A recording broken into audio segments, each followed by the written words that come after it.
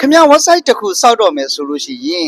HTML တွေ CSS တွေနဲ့ code တွေကိုတန်းပြီးရေးဖို့ပဲတွေးနေမိလားတကယ်တော့အဲ့တဲ့ပိုအရေးကြီးတဲ့ website တစ်ခုရဲ့အသက်လို့ပြောလို့ရတဲ့အပိုင်းတစ်ခုရှိပါသေးတယ်အဲ့ဒါကတော့ UI UX design လို့ခေါ်တဲ့အပိုင်းပဲဖြစ်ပါတယ်ကျွန်တော်တည်တည်ချာချာလေးရှင်းပြပေးပါမယ်ဒီစကားကိုခင်ဗျားတို့လည်းခဏကြားဖို့မှာပါ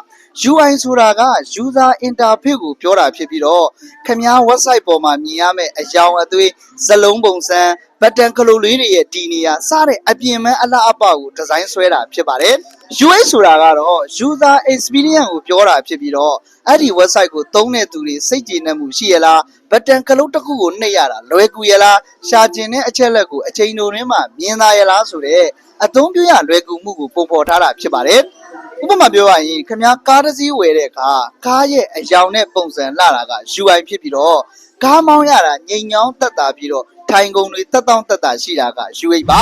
ဒါကြောင့်ကုန်မြေးခင်မှာ Figma လိုမျိုး tool တွေကိုသုံးပြီးတော့ဓာတ်တွေကိုအရင်ဆုံးစနစ်တကျပုံဖော်ရပါတယ်ဒါကိုနားလည်ထားမှသာခင်ဗျားစောက်လိုက်တဲ့ website ကလူကြိုက်များပြီးတော့အောင်မြင်တဲ့ website တစ်ခုဖြစ်လာမှာပါ